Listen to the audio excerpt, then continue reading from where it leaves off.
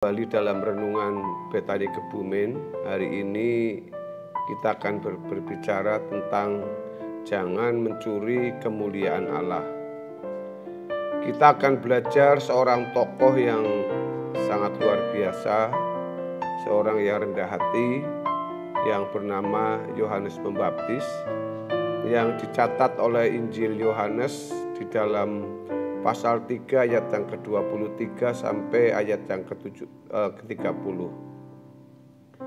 Akan tetapi Yohanes pun membaptis juga di Ainon dekat Salim, sebab di situ banyak air dan orang-orang datang ke situ untuk membaptis.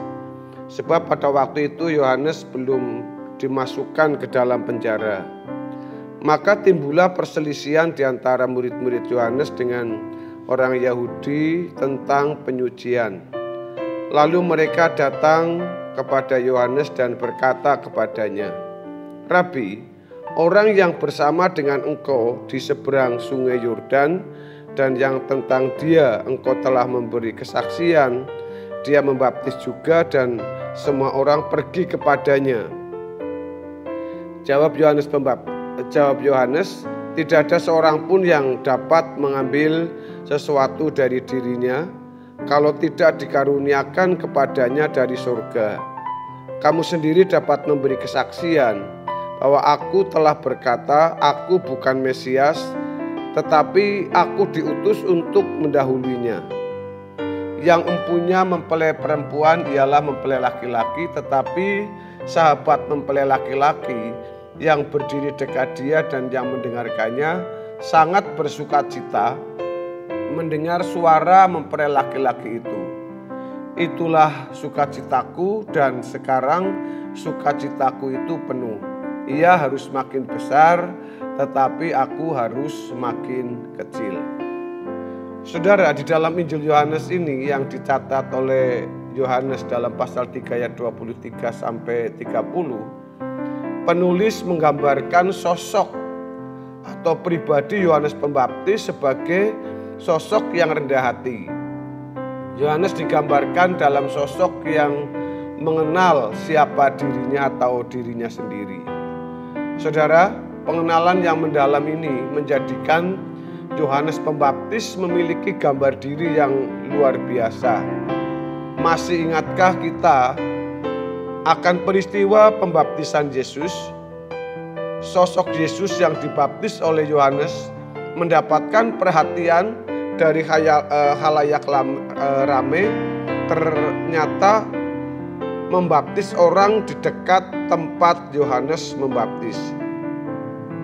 Alhasil banyak orang datang kepada Yesus, dan hal ini membuat murid-murid Yohanes Pembaptis datang dan bertanya tentang hal ini. Yang menarik di sini adalah bagaimana Yohanes merespon pertanyaan dari pengikutnya dengan menyatakan bahwa segala sesuatu yang ada di dalam hidupnya adalah pemberian dari surga.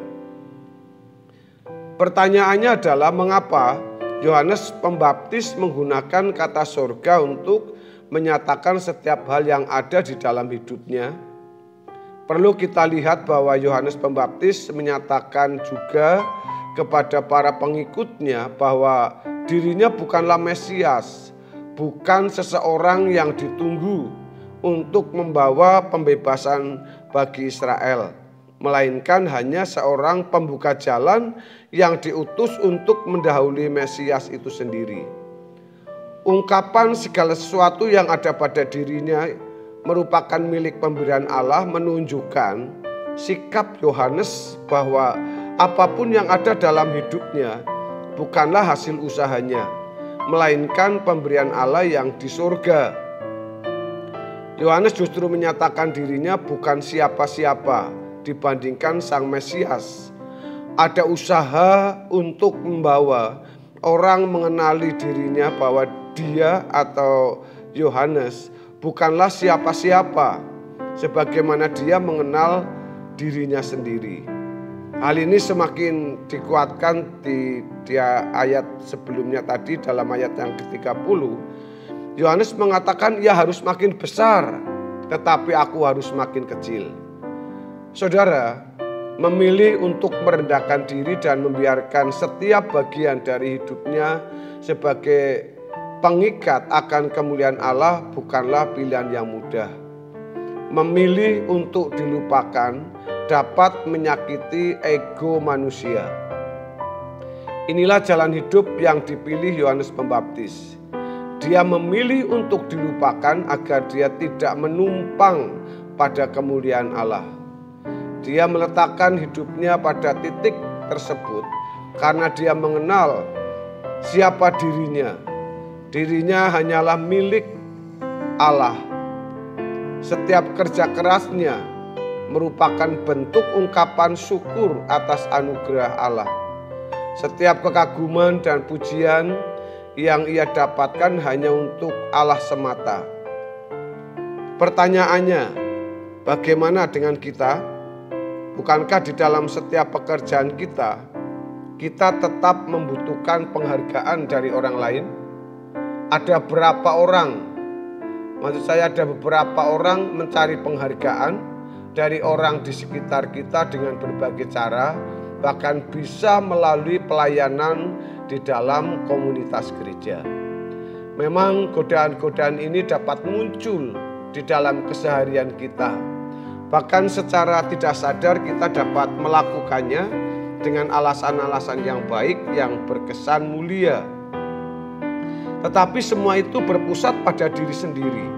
Semua itu untuk memuaskan rasa kurang diperhatikan oleh orang-orang terdekat dalam hidup kita. Disinilah kita perlu belajar bersikap seperti Yohanes Pembaptis. Kita berhenti menempatkan rasa kurang diperhatikan sebagai tujuan memuliakan diri sendiri. Jika kita bertujuan memuliakan Dia, mari kita saat ini sebenarnya sedang mencuri kemuliaan Allah dan mengenakannya seolah-olah kemuliaan itu milik kita. Semoga Allah dan berkat penyertaan justru pada kita yang harus kita wartakan di dalam kehidupan kita sehari-hari. Hendaknya kita sebagai anak-anak Tuhan tidak terperangkap dengan kemuliaan yang mestinya kita berikan kepada Allah, kita nikmati dalam keseharian kita. Sebagai hamba Tuhan, mari pertaruhkan pelayanan kita, apa yang sudah kita raih, tidak lain dan tidak bukan supaya Tuhan tetap dimuliakan. Seperti Yohanes Pembaptis mengatakan, aku ini siapa? Aku ini bukan siapa-siapa. Dia berkata ia harus makin besar, tetapi aku harus semakin kecil. Ada satu kepuasan yang dimiliki oleh Yohanes Pembaptis di sini mengatakan dalam ayat yang ke-29 tadi, itulah sukacitaku dan sekarang sukacitaku itu penuh. Bagi Yohanes Pembaptis sudah cukup dia hanya menjadi sahabat mempelai dan bisa membuka jalan untuk kedatangan Mesias. Kita punya peran, punya tanggung jawab di bumi ini sebagai anak Tuhan, sebagai hamba Tuhan yang tidak lain harus bisa membawakan atau